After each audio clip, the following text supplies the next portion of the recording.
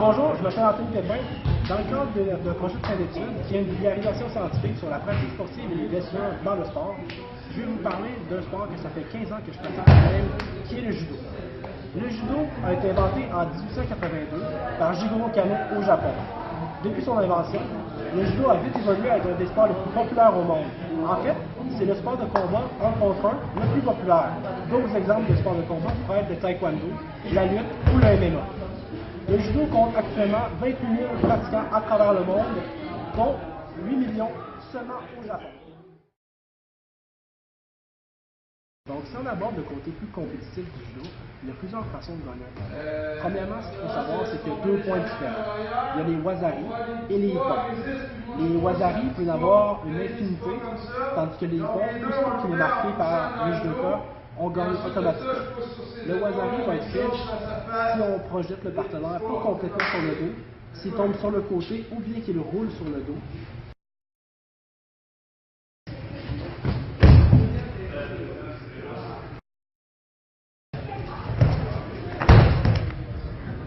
Il peut aussi être fait par si on tient une immobilisation au sol pendant 10 secondes.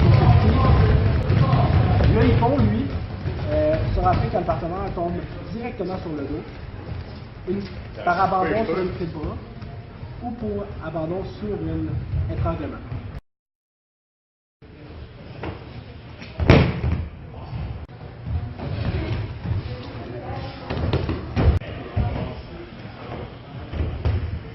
De plus, on peut avoir hippon quand on tient le partenaire en mobilisation pendant 20 secondes consécutives.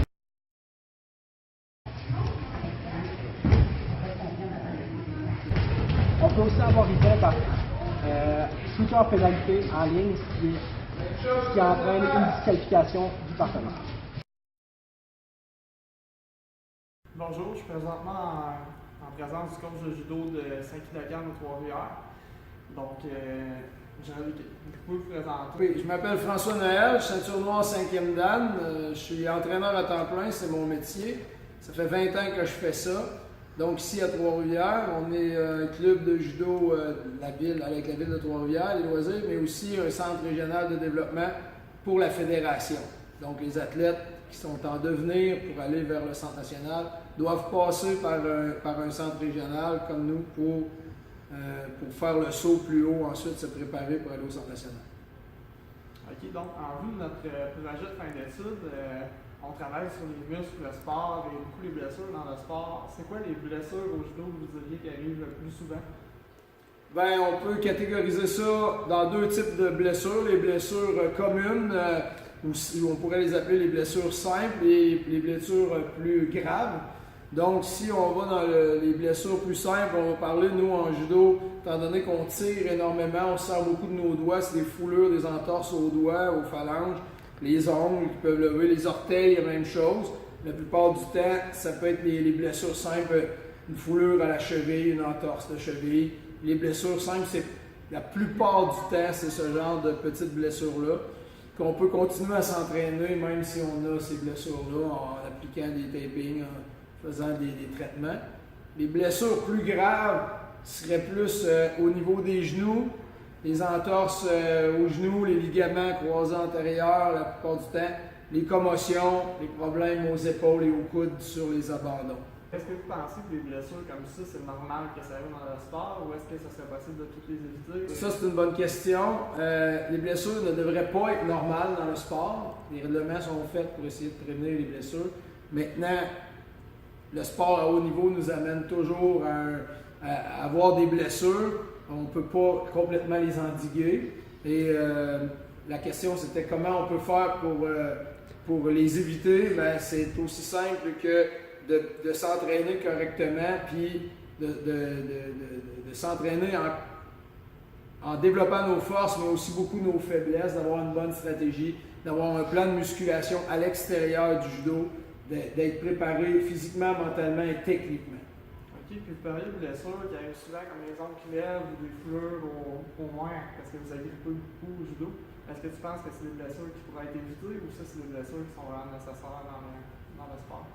Je ne dirais pas qu'ils sont nécessaires, mais c'est que ces blessures-là sont quasiment inévitables, étant donné la charge de travail qui est demandé sur les mains sur la prise de l'habit du judogi.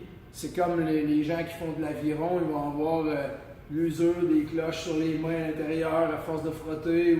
Et j'imagine que c'est la même chose avec le judo, c'est la même chose, la course à pied, ils vont avoir des douleurs aux genoux, des douleurs aux pieds parce qu'ils font beaucoup de répétitions. Nous, on fait énormément de répétitions. Avec les mains. Avec les mains, on tire sur l'habit dans le fond beaucoup. En général, au judo, comment ça arrive, les blessures, surtout plus graves? Dans quelle situation? Les blessures surtout plus graves, il y a plusieurs facteurs. On va développer ça. Il y a le facteur technique, il y a le facteur physique, puis il y a un facteur qui est environnemental. Alors, le facteur physique, les blessures graves vont arriver la plupart du temps quand les gens ne sont pas prêts à subir un entraînement d'un certain niveau. Donc, ils ne se sont pas préparés en salle, ils n'ont pas fait assez de cardio, ils n'ont pas la bonne technique. Donc, si les gens ne sont pas prêts, qu'ils se font projeter très fort, peuvent se cogner, une commotion, le cou n'est pas capable de supporter le coup du lapin, la tête peut partir vers l'arrière et donc se cogner. Donc, comment cette blessure-là peut arriver? C'est ça. Donc, si on n'est pas préparé à avoir la charge d'entraînement qui nous est demandée, donc là, il y a un risque de blessure. L'autre problème, c'est le problème technique. Si on n'est pas assez élevé techniquement, puis qu'on va s'entraîner avec des athlètes trop haut niveau, mais là, à ce moment-là, on n'est pas prêt techniquement à subir les projections et subir les combats qui vont s'offrir à nous.